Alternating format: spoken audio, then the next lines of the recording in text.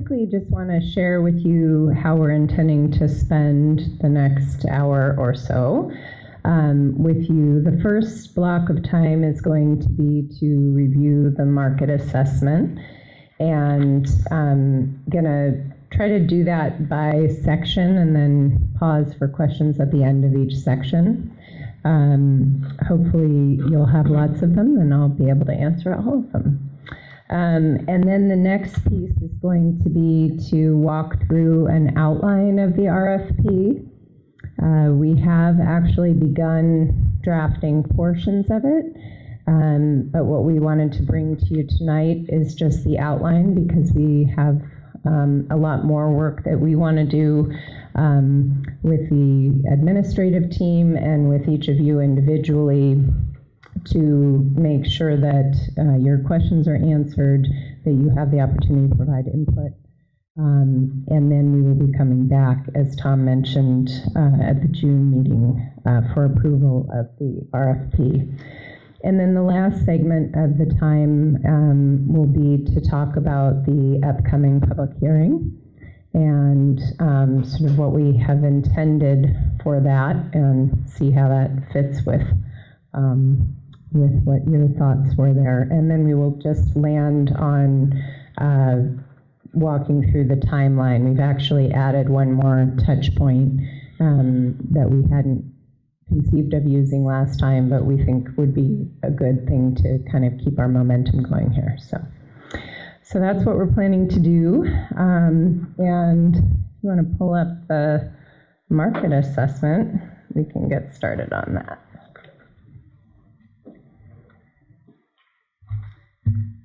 Okay. Are there additional copies of this on the back, if the public needs them, or are they just the board members have them? There are copies, so if anybody needs a copy, they're on that back page. Okay, great. Is it possible to dim just those front lights to make good idea?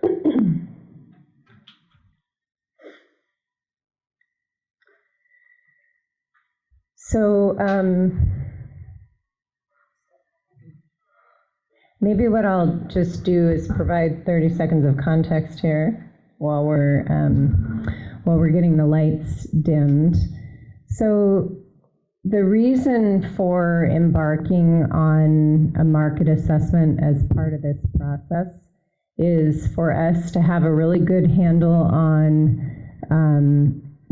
your market, on your current volumes, on the volumes that are currently going elsewhere, and to understand and be able to hopefully translate both in the narrative and even to quantify what some of the opportunity might be for potential affiliate partners. So that's really kind of how this fits and why it was important to do. So with that little bit of context, we'll just go into a little bit of background here. So Steve and I actually commissioned this report directly from a group called Health Facilities Planning and Development. The principal of that firm is Jody Corona, who is very well known, certainly around Washington State, but really in the whole region, as being one of the experts in this whole arena of healthcare market analysis and also certificate of need. So she's really outstanding. I've had the pleasure of working with her many times over the years as I was working in primarily in Peace Health, but also at Providence. So we worked directly with her on this report, and the market assessment included the following components here. First, an understanding of the population trends, really understanding what the demographic profile is out here, what the growth forecast looks like, and a profile of Snoqualmie Valley Hospital's current services and utilization. Next, really looking at the service area and what the future inpatient and swing bed volume projections look like, as well as the future outpatient volumes.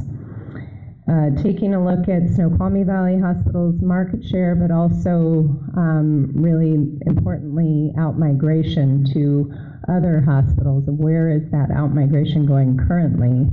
And what does that mean in terms of what opportunity might be for those organizations? Identification of competitors and their estimated market shares, and then a little bit of additional information on post-acute opportunities.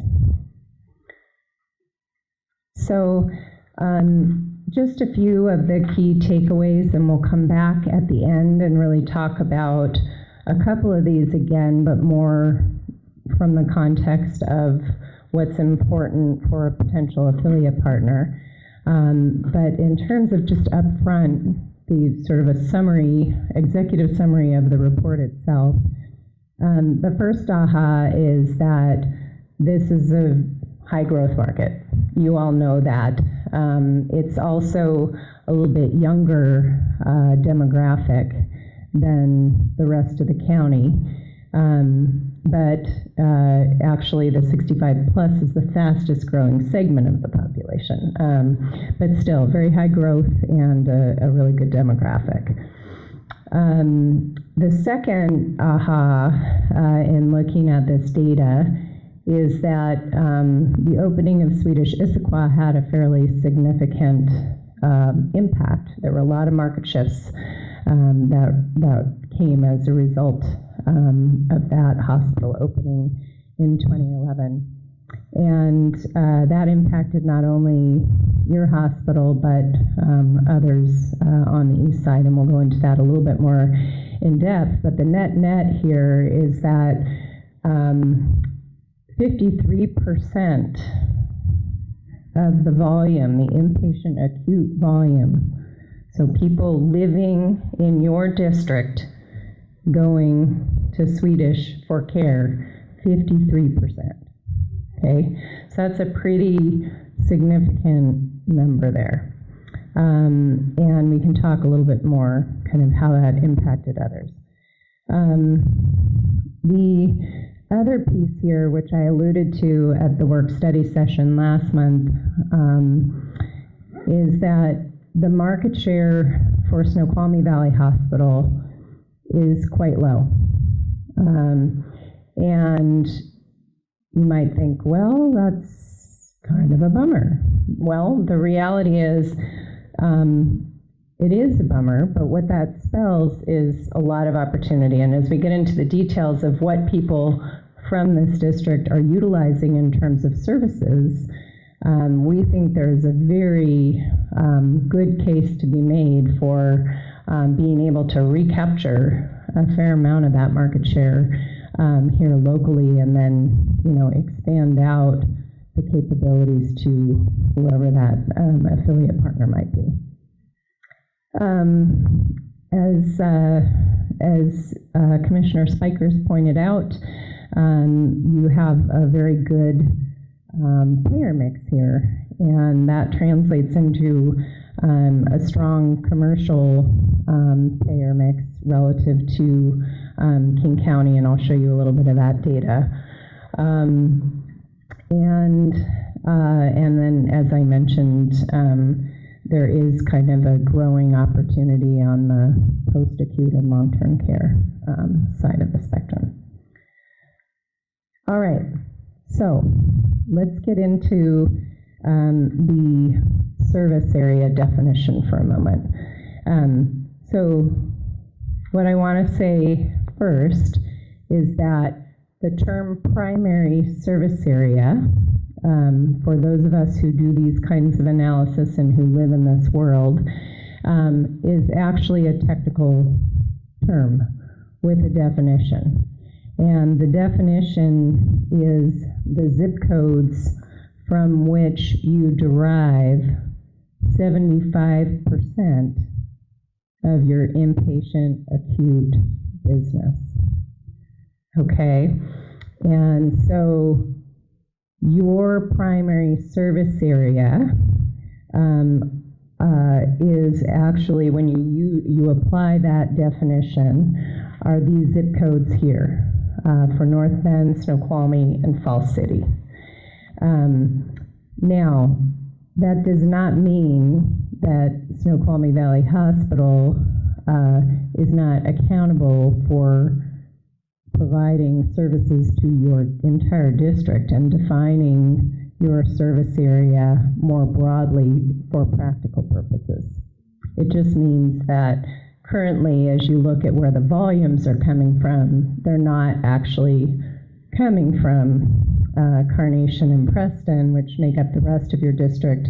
You can see very, very little inpatient acute volume here, which is why the market share for those two areas is considerably lower. Okay, so that's sort of the technical definition of the service area. And again, I'm going to give you, for most of the information that I'm going to walk through tonight, I'm going to give you both the primary service area, which you're going to see abbreviated as PSA, and then the district as a whole. So this is a map of your service area, which you're all very familiar with, so probably don't need to spend a lot of time on this, but this just kind of graphically depicts what was on that last slide. All right, so one of the things that we talked about on the key takeaway slide was just kind of the incredible growth that you're in your population. Well, that has actually netted out to quite a bit of growth in a number of different services that Snoqualmie Valley Hospital offers. And most notably, I'm going to just point out emergency department visits from 2014 to 2016, 36% increase. The next one, I actually sadly need to point out an error that was supposed to be corrected that I didn't catch wasn't corrected. So if you look down here at outpatient, these two lines here should be added together. I'm sorry, I'm looking at the wrong one there. Yeah, these two here, okay, should be added together as they are up above for the later years. That should have been happening here as well. So this is not a 232% increase. However, it is an 11.6% increase, which is still pretty significant. And then if you look at some of the line items here that represent your imaging, so X-ray, MRI, those are also have grown considerably during this time frame. And I was doing cartwheels in my seat over here when you shared the news about having applied for the trauma designation, because you absolutely should see a pretty significant uptick from that. So, all right, so I promised I would pause at the end of each section for any questions. So, questions so far? Ready for me to keep moving along? Yeah?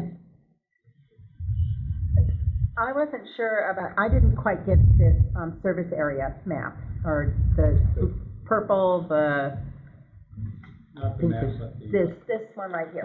table. The table. The table, Okay. I'm sorry. Okay. I didn't quite understand what was actually service area, primary service area. Okay, so the primary service area are these three zip codes here. Okay. And so that- that's just where most of the numbers are coming from. Correct. Yeah. Okay. Yeah. So when you add up the 53.5%, the 15.9%, and the 7.1%, it actually gets you to 77%. But if you don't add that third zip code, you don't get to your magic number of 75%. And that's what defines a primary service area in technical terms. Okay. Okay? All right. That works. Thanks. There's been a criticism from the public regarding primary service area, and one of which, of course, is the district, the Carnation and the Preston. How do we balance that so that the primary services are delivered into this area as well? So, I mean, I guess I'm not the superintendent, so I can't answer that fully, but what I will say is that, you know, as a district hospital, your obligation and responsibility is to provide services to the entire district. I would like to comment on that because I did see that concern expressed. It was a concern expressed in as much as the person believed that we had identified, preemptively identified certain areas within the district as primary versus not. That we had said these zip codes are make up our primary service area, i.e. the ones that we care about. As you've heard tonight, that's the furthest thing from the truth. The truth is that primary service area is not a predetermined designation or categorization. Primary service area is a way that market researchers take a look at your current volume. And as Sarah said, once you take all the zip codes and you order them by the most volume to the least, and then you start adding them up. And once you get to 75% of your market share, you say, okay, that's the primary service area. That's where most of your volume is coming from. So it's a function of your current volume, not a function of a predetermined marketing approach or a desire to serve a certain area more than another. Thank you. I just want to make a comment. Most of those criticisms are coming from the public. My wish and my hope are those people that have those issues, I would like to see them come and really be educated in what's going on rather than, you know, always assuming things. So anyway, thank you. That's my comment. Sure. Hopefully they'll watch one of these amazing videos. Madam Chair. Yes, I Mr. Pollard. think it's also useful to point out that these are by zip code, not by city limits. When we say North Bend, we're not talking only about inside the city of North Bend. We're talking about everybody who uses the North Bend zip code, which includes lots of unincorporated King County. And that applies also to the other categories. But my question would be, it's obvious that we're going to get most of our people from the higher population areas, but I'd like to know the percentage of people that are coming from those priority 2 areas compared with the percentage coming from the other areas, because just because they have more population, you know they're going to have more people, but how good are we at convincing those in the secondary area to come here? And when perhaps measure that by the percentage of those in those areas that come here. So the percentages really are what you see in this column. So the practical reality is that you do have a smaller percentage. You have a smaller market share, got a 0.2% market share from Carnation. So for whatever reason, there's a slightly larger percentage of folks living in the zip code for Carnation that are choosing either because they're being directed by their physician, or they're making the choice themselves, or their insurance companies directing them elsewhere for hospital, acute, inpatient services. So remember, we're not looking at outpatient here. So there is a delta, there's a bit of a delta, but the practical reality is that even from the higher population zip codes, you're only getting 2%, which is not a stunning market share percentage. I mean, even for a hospital this size, I think, you are situated kind of unusually close to a lot of larger tertiary medical centers, but we believe, and we haven't sat down to kind of talk about what we think we might model for purposes of the RFP, but we are going to try to estimate what growth potential there would be in that. If I could add one more thought, and that is that when the district went in for its certificate of need with the Department of Health, we pointed to our rural areas as underserved areas, and I think that was perhaps one of the reasons that we got a certificate of need. So I think we always have to bear in mind, and the letter that we got also tries to make that point, that everybody pays taxes, and no one should feel like a second-class citizen with respect to services from the hospital. And the difficulty is explaining that this is a measure of participation as opposed to a measure of quality and so forth. So there's a little problem there that we may need to better communicate with the public about. Good. Well, I'm glad you've just kind of wrapped your arms around it, because the word participation is a perfect way to think about it. All right. Ready to move on to the next section? Yes. Okay. All right.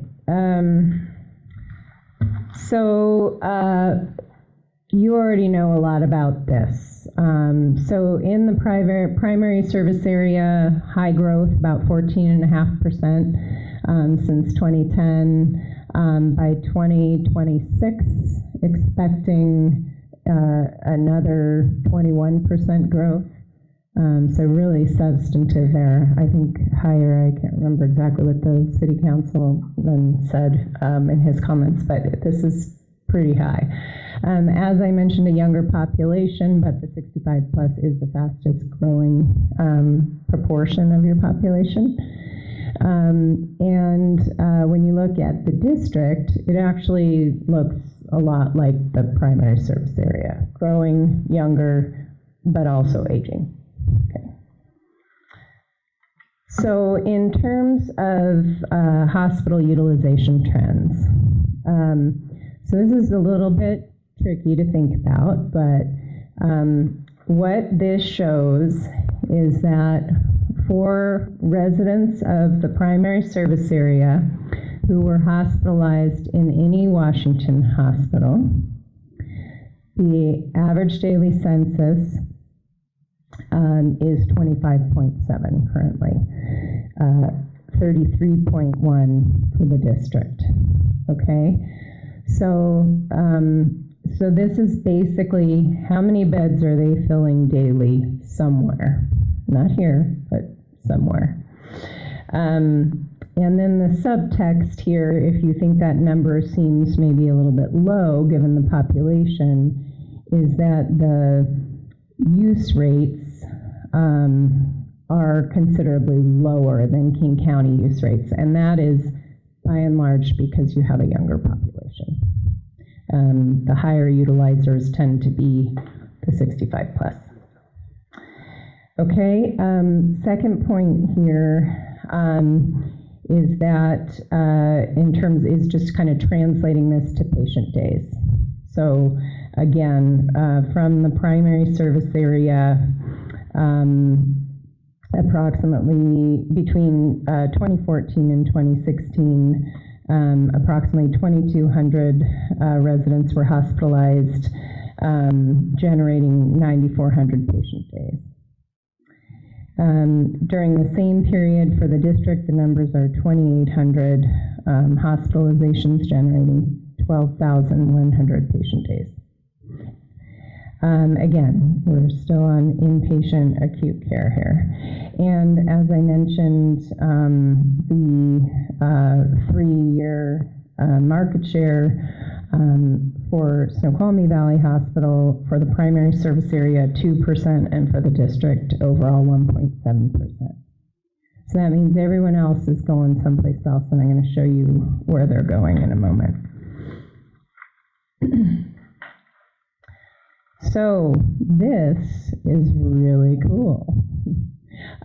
So these are the most common reasons for residents of your service area to be hospitalized. And the most common reasons are for general medicine, obstetrics, and orthopedics. So the reason I say this is really cool is because this is all stuff you can do here. You're not currently doing all of it, but you can do it. And there isn't any reason why this wouldn't be a significant opportunity for an affiliate partner to consider some of these things. So again, you can see for all the other things, the kind of the close fourth is general surgery, which is also, pretty significant potential opportunity there. But in terms of the most common reasons, these are sort of bread and butter, if you will, in terms of hospital services and things that could be done. And some of them, as I mentioned, already are. Okay, so this is your payer mix relative to King County. King County is on the left here, and the primary service area is on the right. And what I want you to look at the most here is the size of this slice of the pie here.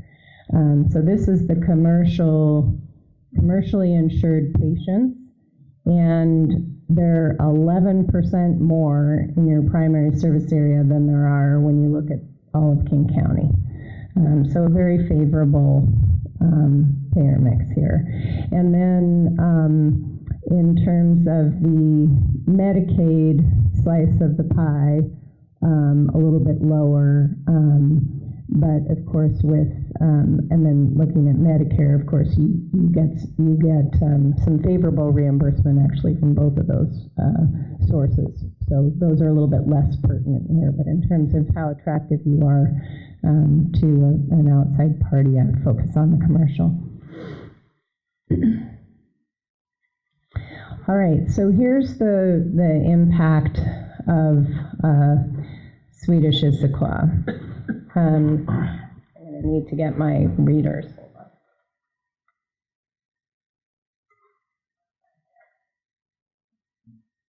There we go.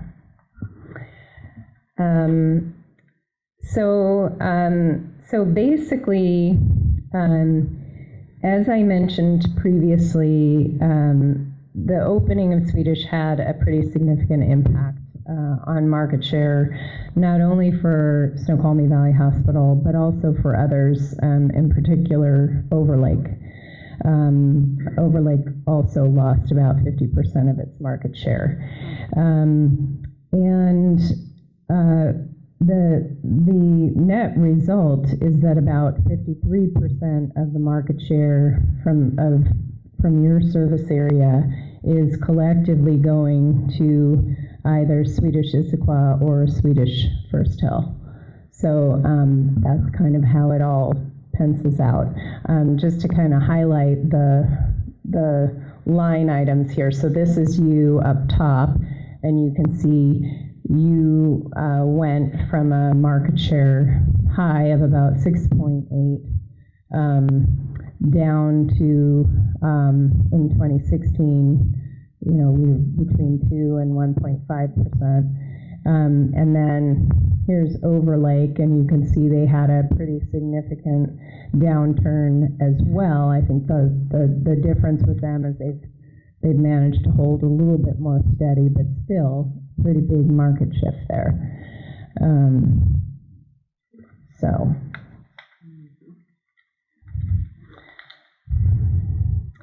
All right, so these are the recipients of your outmigration. So in other words, residents of your service area who are going elsewhere, where are they going? They're going to Swedish Issaquah, they're going to Overlake, they're going to Swedish First Hill, and they're going to Seattle Children's.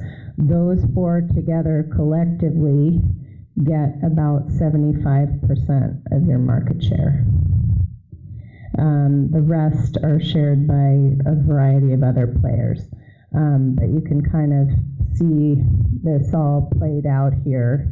If you add up these percentages here, Children's, Overlake, Swedish Issaquah, you get up to that big number.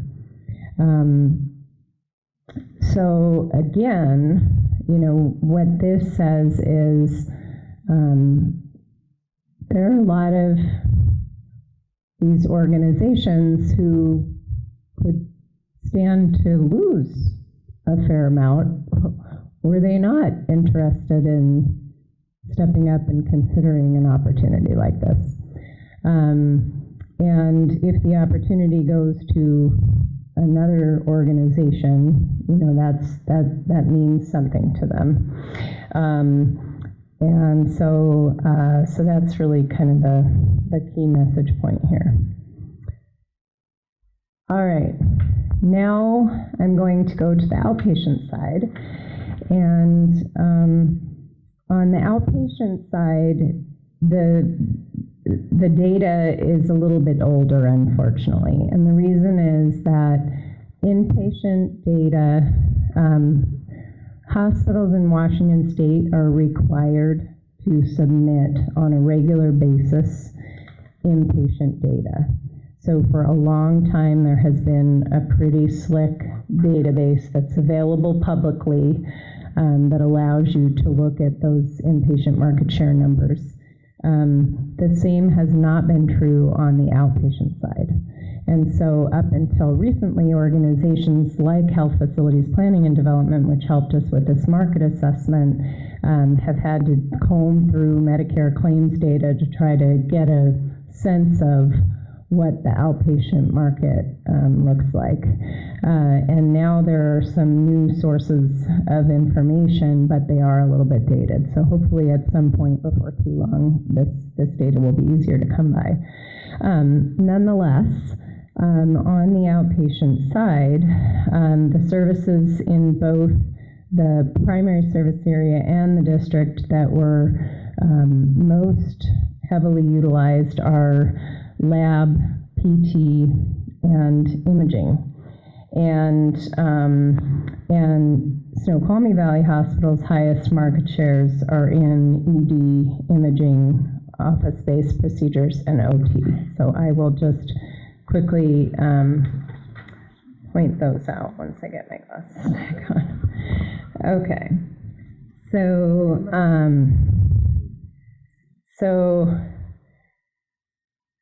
So the first three that are highlighted here are the kind of the top, the largest volume outpatient services, the lab, the PT, and just kind of basic x-ray procedures.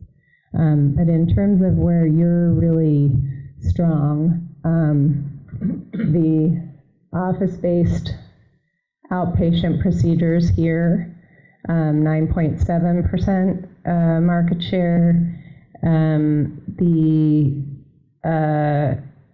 Oh, did I get those transcribed? That was ultrasound. The office-based procedures is 18.6%. To be honest, it might be better for you to look at your hard copy than up here. It's a little bit more difficult to read up there. For emergency department, 57% market share. So still a lot of opportunity, but much higher market share there. And then for MRIs, 11.6%. So this is a little bit of a snapshot of what the outpatient market looks like, both in terms of the services that your residents are utilizing, but also kind of what your share of those services is, or was as of 2014. I've got a question. Noticing some things here that I feel are almost dramatically surprising. Okay. One, I didn't realize we actually 80% of the people from the of our patients are from the district. I always thought it was a lot lower than that. That's not a bad thing. I just very surprising. And then when looking at the estimated, yeah, can you reference where you're? 80% of the patients that we serve are from the district area. In which service area? Everything that's according to what these results are. Which slide are you? Yeah. Referring to, way back. district total for inpatient. Inpatient acute non-swing bed. Oh, Is this the slide you're referring to here? Yeah. yeah. Okay, Page 4, so, yeah. So what this is showing, 80% you're looking at for district total. Yeah. That just means that for our business, meaning our inpatient acute business, well, it's what you said, it is, but this is again, inpatient acute, it's not swing, Yeah. and it's not outpatient. Okay. It's just that very low number of inpatient acutes. And to remind everybody, where do our inpatient acutes come from? Almost exclusively, they come as a result of somebody coming to the ER who is then admitted to the floor, right? so surprisingly high. Well, it's that- interesting. was that- It is interesting because at 80%, that is a lot higher than. Well, I take it back. I'm mixing bad numbers. I was going to talk about the market, our ED market share being at 57%, but you can't. Well, that was the next can't- question I actually had, about the 57%. That seems misleading. And which 57%? Oh, the ED, According to the true. the outpatient, data, right, Page 11. 2014, right. and it says, where do they get this data from? I mean, is it? So it's basically the same sources, it's just that there's an organization that's gathering it more routinely and combing through it in a more precise way. And it's not perfect. I mean, I will say the inpatient data is probably not perfect either, but it's mandatory reported data. So this is, as of 2014, the total ED business from this area. So Well, then you go seems back- too high. Then you go back to this slide, page number 6. Number 6, And we're up 36% on ER visits. yeah. So we might be at 70%, that doesn't seem correct. 60, 70% of the market share for ER right now in 2016? That's a percentage change number, not a market. No, I share. understand. Yeah, I understand. he's questioning it, But if we've increased 36%, right. and 1,000 people more per year, basically. Then you're kind of you're doing a back of the napkin to see I'm what with that you, would Dave. Yeah, be, this yeah. just does not Yeah. make sense. Seems too high for the outpatient, is that what you're saying? Seems too high, Way okay, too high. I would like to have more Okay. information about, because if it's that high, I mean, we should be like doing better. 500 people a month here. That's got to be wrong. It's got to be wrong. okay. So I question that figure. I mean, we should be even higher percentage of the market, according to, if we've increased 36% and the population has only increased 10%, That's what I was or gonna 5 or ask. 10%, this has got to be totally wrong. So, Steve, you want to make the comment? The first slide that shows 36%, Yeah, actually as of 2016. right, exactly. That would That's be what, with the new hospital. that's my point. Right. That's my point, that we Starting should with- be even starting with- higher at yeah. 57%. What you're saying, David, is this data showing 57% of the market in 2014, then you add a 36% increase since then. Yeah. We should be at 70%? So let's do this. Yeah. Let's go back and Question that. question that number and see it with a little more digging whether anything changes. I think though that it's important to remember that ED, I mean, one of the things you have that you offer this community is an ED that is local, it's close to people's homes, and that is a pretty common thing, that you would see a much, much smaller proportion of inpatient business in a critical access hospital than you would ED visits. That would be one of the highest utilized services. So No doubt. Yeah. I agree with you there. I just. it's not think that it's there's not something penciling wrong with with. this figure. Okay, we'll take it So back. I would like to get some Accurate kind of. number. Yep, Verification. Yeah, verification. absolutely. I think that's a Okay. very Because important there was point, because what we're questions trying to understand is what's the upside here. Yeah, that's what I want. I want, if we're doing 57 or 70% now, there's not much upside, right? But if we're at 30% or 20% ER, More market upside. share, there's a huge upside for perhaps an affiliation. Okay. That's my point. Right, Yep. right. So I want to make it positive. If it is, I would like to verify so. Commissioner That's my Pollard, point. did you also have Fair a enough. question? Yeah, my understanding was we were going to let her go through the different sections and ask questions at the end of each section. I do have a question about page 4, since it was referred to, and the 80% was rather impressive about patient origin. But when you look over to the right, it says Snoqualmie inpatient market share with that 80% is only 1.7%. That's an exceedingly low market share. Yes, yes it is.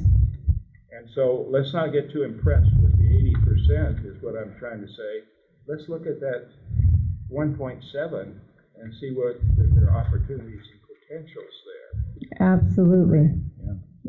That's, I think that, starting to quantify that or help create a story around that is where we need to focus. Thank you, So, Madam President. okay. Thank you, Commissioner Pollard. Is there any other questions before we move on? Okay, go ahead. Okay. Let's actually just skip over that. So so I'm assuming then we've got all the questions on this last section, or is that not a safe assumption? I think so. I'll ask one more time. Is there any other questions before we move on? I just want to clarify a definition of office-based outpatient procedures. Would that be in our clinic or in our hospital? Or what does that mean, office-based? Office-based outpatient procedures would be in a clinic setting. In other words, if you went with a cut and they stitched it up in the clinic. So it could be either in the hospital or in our clinic. Well, it could be in your hospital-based clinic or your other clinic. Yeah, thank you. Right, Sarah? All right. Okay. So there's only one slide in this section, and that is a little bit of a look at the post-acute market. So now we're back on CHARS data again, a much more reliable, long-standing data source here. So from 2014 to 2016, 21% of all discharges of primary service area residents had a disposition other than home or expired. And home health and skilled nursing were the largest dispositions. So this is just, we've talked a little bit last time about, who should receive this RFP. Is just kind of thinking about organizations that may see this as a particular opportunity as well. Yes. I just have one statement. Having, been a home health nurse, home health and hospice nurse, this is intermittent care. It is not continuous care in the home. Okay. So that's it. Intermittent or intermediate? Intermittent. Intermittent. Oh, intermittent. Not every day, not all day. Oh, yeah, okay. Or all night. Okay, thank you for that. All right. So let's look at some market volume projections for 2026. So we're going to assume for a moment that use rates remain relatively flat. And with that, the projection is that the average daily census of primary service area residents hospitalized will jump to 36. If you recall, the current is 25.7, so that's an increase of more than 10 patients per day. This is the total opportunity, not necessarily what's happening here. And for the district, that number is 41 in 2026. That's a projection. And if you recall before, the current is 33.1. In terms of taking a look at additional nursing home beds by 2026, it's projected that the primary service area will need an additional 120 nursing home beds. And so this is a pretty significant growth opportunity on both the inpatient acute side and the post-acute side. In terms of what's projected to happen for demand for outpatient services, in 2026, the projection is that office visits will grow to 161,000, and that's from 128,000. So from 128,000 to 161,000. And then significant growth also in ED visits and surgeries. This is outpatient surgeries.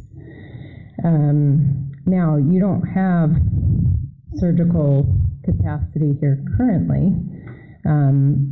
But we have room to grow. You have room to grow. And this would, particularly if your ED volume grows as a result of your, some of the things you're doing and also the level 5, assuming you get that. Can I ask a question or make a comment? Yeah.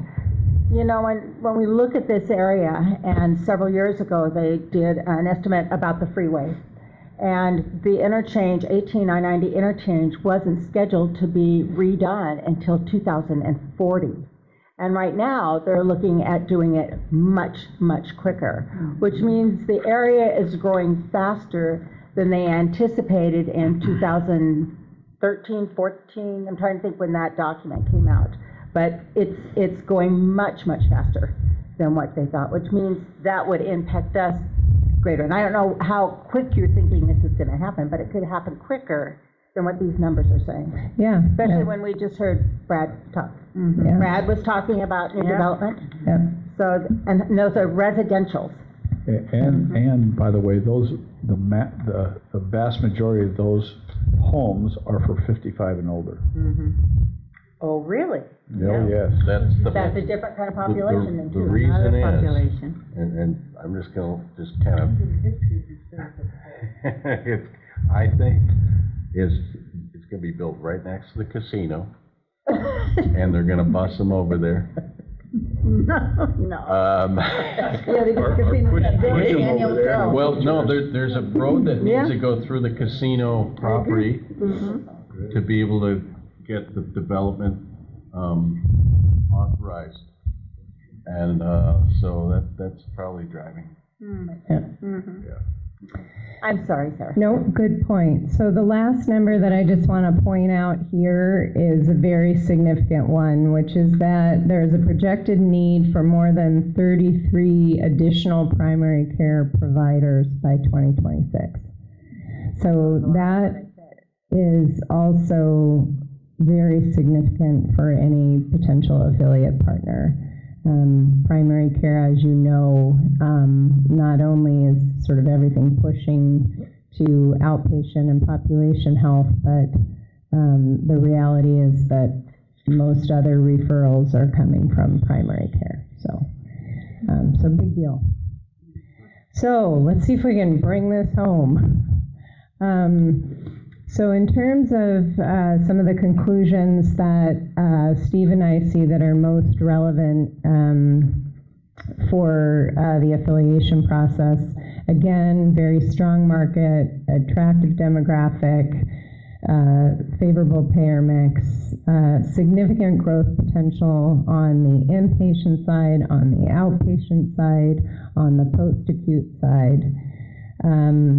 An opportunity for an affiliate partner to maintain and/or capture additional outmigration from this service area, and most notably for the benefit of your community to hopefully provide a greater proportion of services that you all could move into with a little bit more bench strength and branding and some of the other things that we've talked about.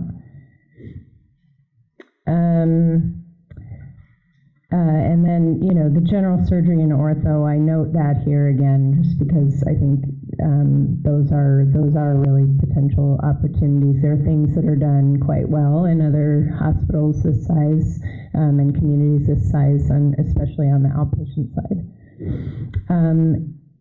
And then finally, the last bullet point is around financial advantage of leveraging the post-acute transfer rule, which I don't know if we need to say more about, or no, not for tonight. I think another thing that this doesn't reflect, which I think is going to be an issue, is transportation in general. To have to go into Seattle is going to get more and more complicated. So to try and travel, it may be more advantageous to stay local. Mm-hmm. Good point. You would think that, but I'm looking at the figures here, all the children seem to be going to Seattle Children's Hospital. I think that's true, and that's been true for a long time. I don't think we have any other facility. In fact, Overlake doesn't. Most hospitals do not carry pediatric stuff. They have to send them to children. So until there's another children's hospital, and pediatrics is a whole different ballgame than adults. It's very special. I know. Yeah. Commissioner Pollard.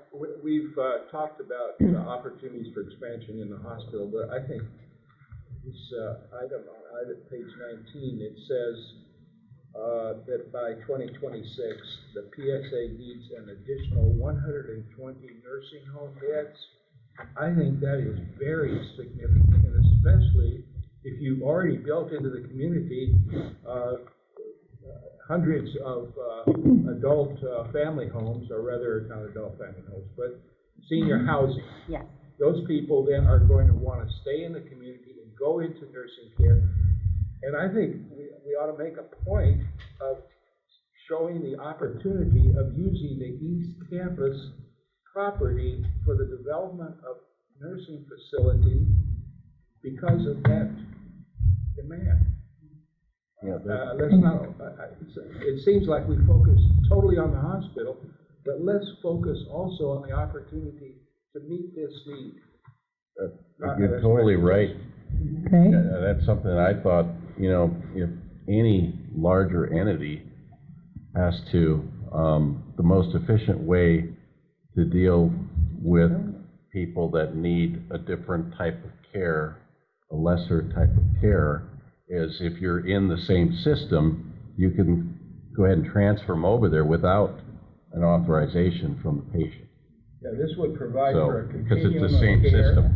Yep. Yeah, this would You can't provide do for- it with other, so if you've got 25 beds in swing bed, and then rather than end up with $180 a day, $3,000 per day bed. But we have to recognize, too, that you'd have to change that zoning. And so far, King County Council has not been open to changing that zoning. I think that that's going to be changed just because of the need. I think it will be.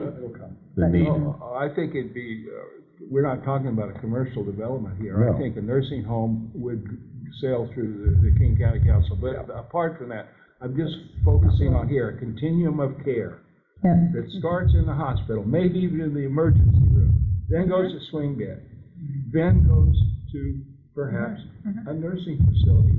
We only have one skilled nursing facility in this whole area, and that's Regency North Bend. And they have, I don't know how many beds they have, but it's a small facility. 80 beds. Okay, here we're gonna need. Yeah, and that's a multi-billion-dollar corporation, And they might even be the ones that could consider expanding over there, or under contract or whatever. But at any rate, I just want us to not to restrict ourselves to the opportunities with the hospital, but for this continuum of care. Yeah, and I would go further upstream than you just did to the primary care. So it's really all along that continuum. Yeah, the other thing I think that we're also forgetting, the rural areas, we have many elderlies there that are needing housing if they do get into the position where they need hospice care. So I think that expansion to our, hopefully, the growth management will release that East Campus would be a good site for a hospice care, which would also bring in, the Medicare reimbursement. So that's one of the areas I thought might be very productive. What's next? Good, lots of good opportunities. So you guys ready to take a quick look at what we're looking at in terms of the outline for the RFP? Yes, I believe we are. Are we commissioners ready to move on? Yes. Yeah, okay. All right.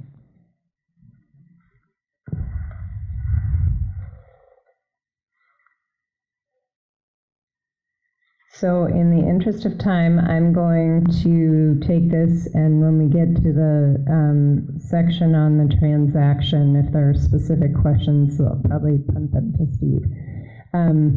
So basically what we are looking at in terms of the flow of all of this is to start with a kind of a background section that describes Snoqualmie Valley Hospital and the clinics, the district,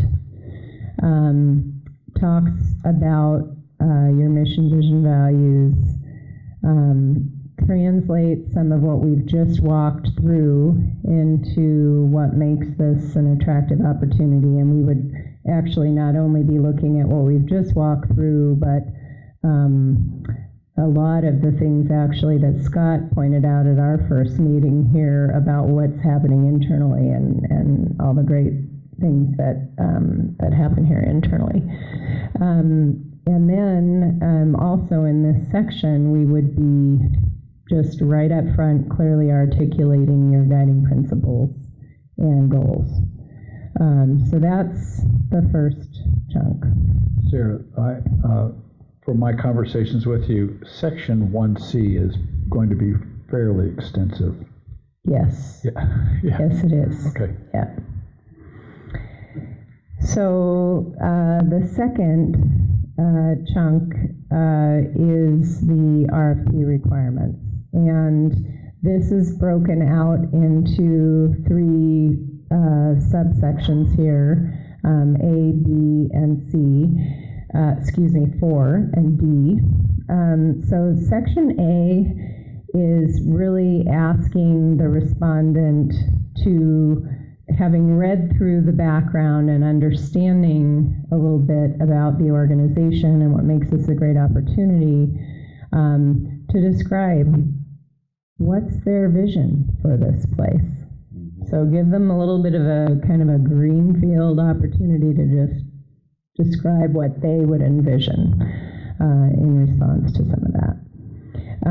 The second section gets asks for a lot more detailed information about their organization. So their history, their mission, vision, values, their financial position, clinical integration, what's their track record with physician recruitment and retention, what is their administrative service function look like, and how might that actually benefit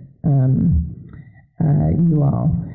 So there's a number of different things there that we are asking about their organization, and in almost every section we're also going to be asking, and what does that mean for us if we were to choose you?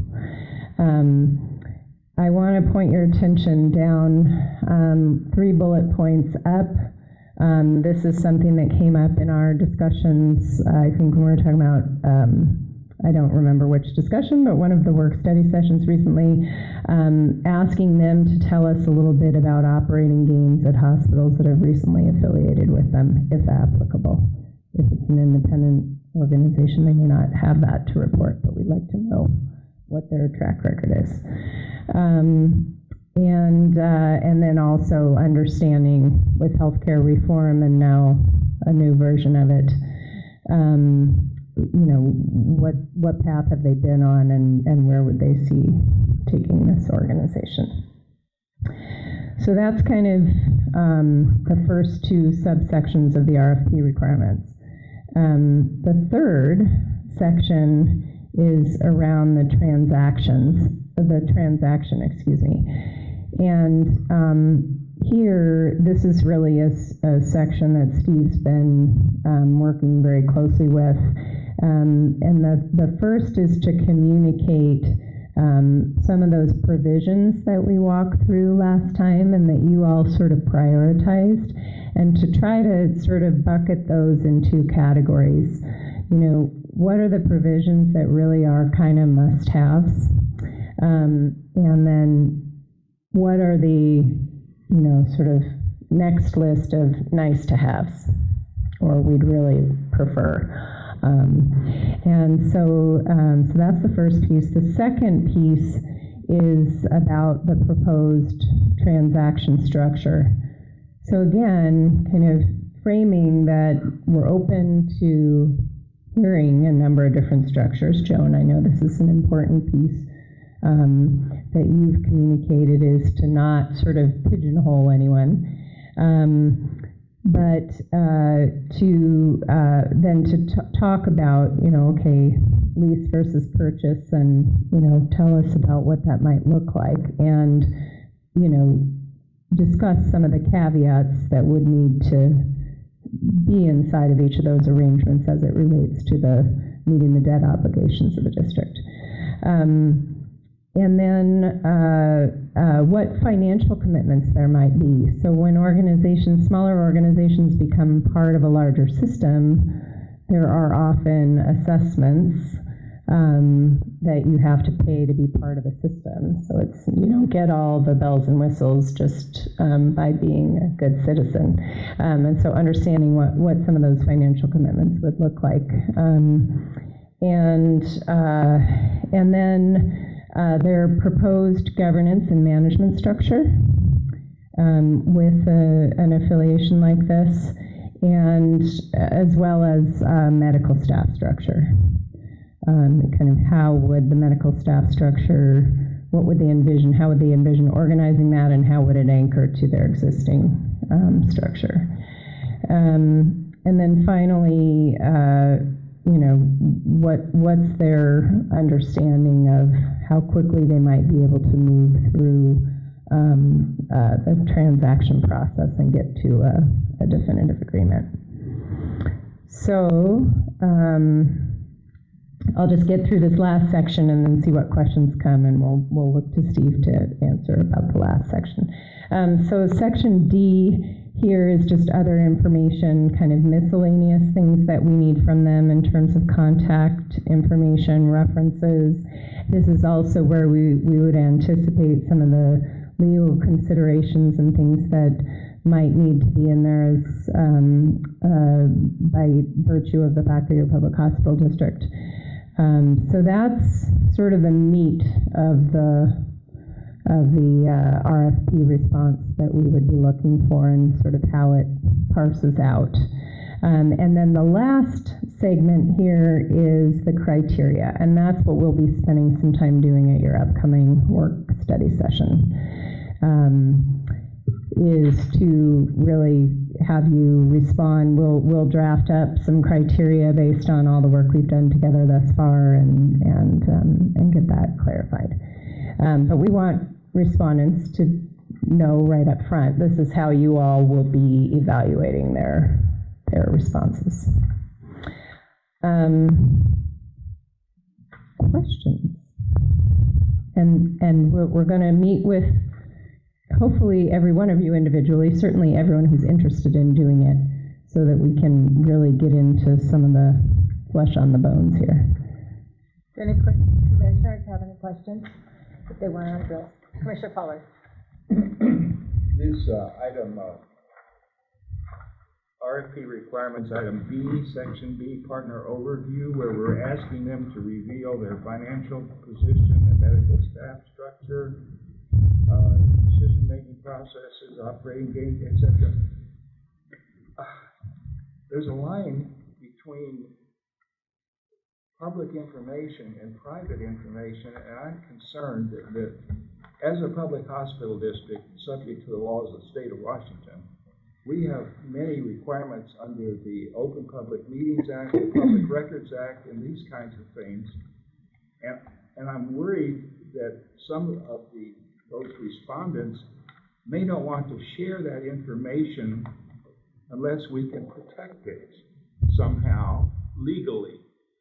And I'm just concerned about that. Now, we don't have our attorney here to advise on that, and at some point we're going to need to bring in an attorney to discuss this. But how have you handled this in the past as far as confidentiality of this kind of information versus the public's need to know and our need to know? Did you want to go? Well, you've got the experience with it. I'll just mention, you bring up a good point, one that the three of us talked about today, and that is legal review of the RFP is going to be part of the process.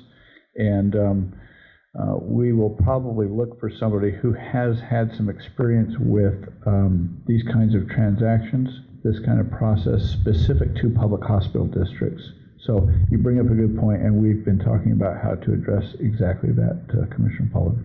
However, if I understand correctly, all hospitals have to publish their financials. So I was going to go there next. So in terms of their financials, that would be information that you could get. With this public information. Right. Some of it's public information. Some of it's information that you could get from their website. You know, their mission, their heritage, those kinds of things. You know, I think in terms of some of these other pieces, the nice thing is we're not asking them to reveal, you know, their top 3 strategies and that they've been coveting and haven't been publishing as part of their strategic plan. Things like medical staff structure, you know, those aren't necessarily trade secrets. However, I think your point is well taken, and one of the reasons that Steve and I are very eager to be able to have access to legal counsel in short order, because we want to make sure that before this RFP goes out the door, we really understand how we're going to be handling all that information. And we'll be able to answer questions because we're going to be getting them from respondents. Are there any other questions from the commissioners? Ready to move on. Okay. Last but not least, the public hearing, Tuesday after Memorial Day. So this is what we are thinking about. Would be to provide an update to the community, a brief update. So, you know, a small number of slides or some packet of information that we could walk through just to kind of share the process, what's happening, where we are in the process, and then the public hearing portion would be around, we would share as part of the update the principles and goals you all have come up with, and hear what's important to the community. Did you all get this right? Is this what's important to you? This is what, you know, this is what your commissioners have come up with in terms of what's important in this process, and hearing from the community if that's resonating with them, if there are other things that perhaps you hadn't conceived of. And that would be great information to have also pre-RFP. So How does that sound? It sounds really good, and I'd like to have that May 30th meeting at a place that is a little larger or somewhat different type of place than the hospital itself. I would like it more centrally located, whether it be in Falls City or Snoqualmie, and so that I'd like to see the public have an opportunity to voice their concerns. And I want to make sure that we do get a lot of information out to the paper to publish this meeting, and maybe even do an article or something like that for this. It's a very important meeting for the public. We so. have reserved City Hall at Snoqualmie's Okay. City Hall. Also, I spoke with folks at the newspaper this week about this, Okay. and we'll be running ads in the 2 next Valley Record, in print and digital.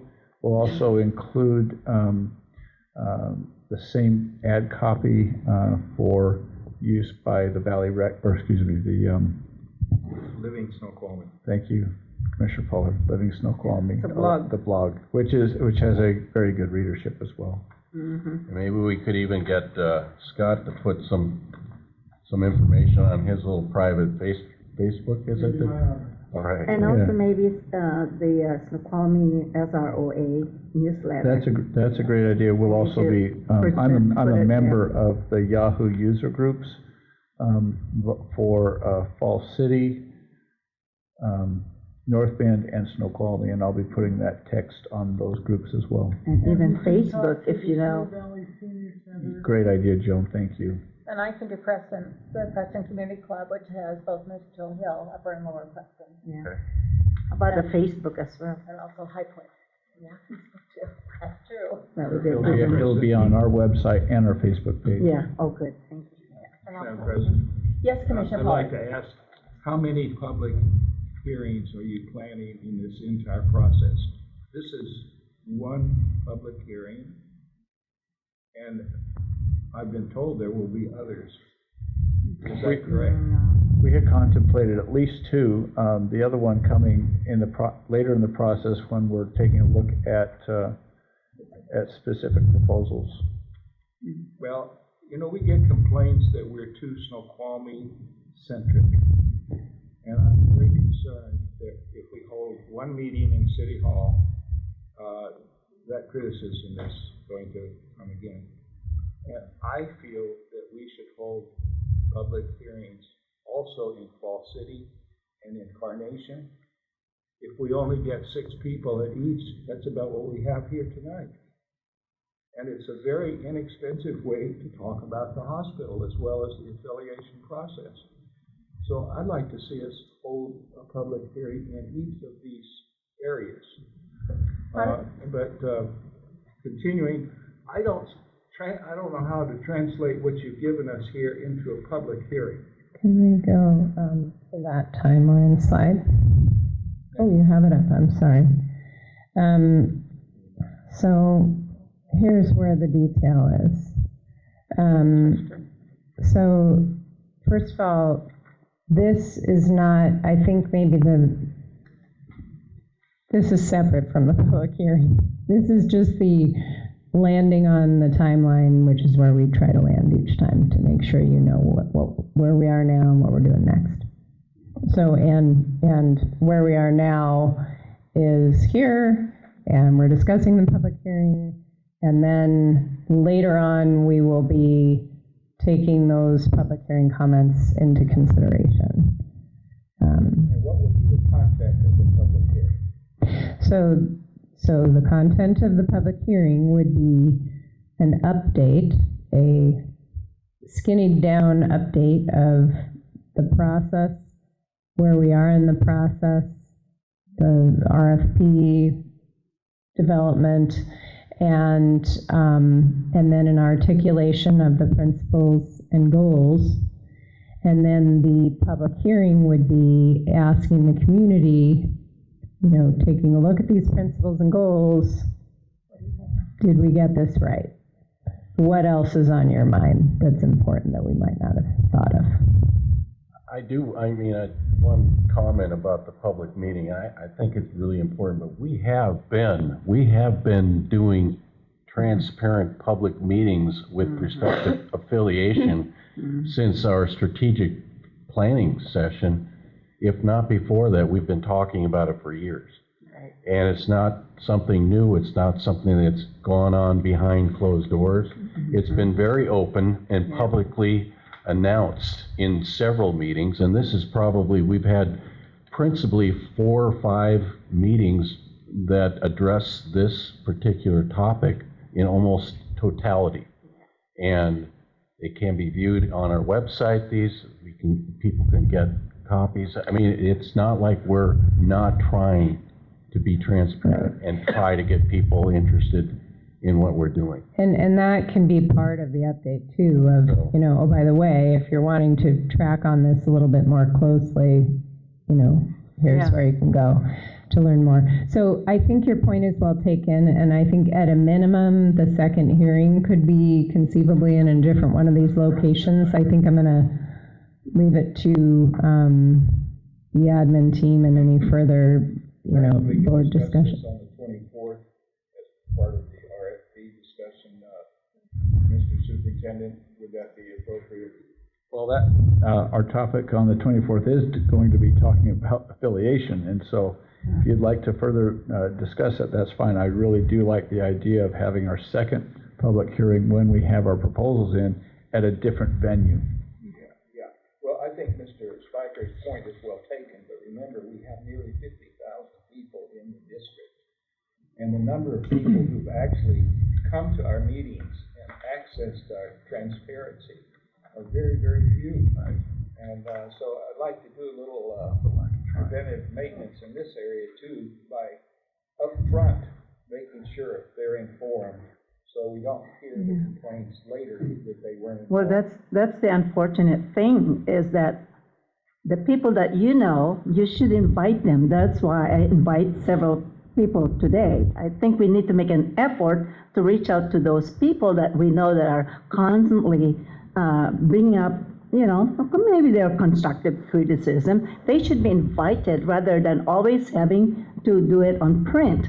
We'd like to hear from them personally, which is really unfortunate because all of this efforts that we've been putting out, advertising our open public meetings, it's left to deaf ears, but rather they would, you know, go behind printing and not appearing personally here, which is so unfortunate. We'd like to hear from them, you know, personally verbalizing their issues. I think personal invitations for the public hearing especially would be an awesome idea. Yeah, so anyway, that's my comment. We have a list of over 500 emails of people who have wanted to be informed about things about the hospital along the, you know, it's through the marketing department, but we would definitely be able to do some email blast as well. Yeah, and invite, you know, make even a phone call, perhaps, you know, give them a little attention. Please come. We really need to hear your feedback, your input. We want your presence there. We're knocking on doors, literally. I mean, what more can you ask of us to try and connect with the public? To come here, so make their presence. You know, I don't see another argument from people who are pessimistic about our transparency. Okay, Make their are we presence ready known. to move on? Yes. Okay, what's next? We're done. You're done? We're done. Thank you. Thank you.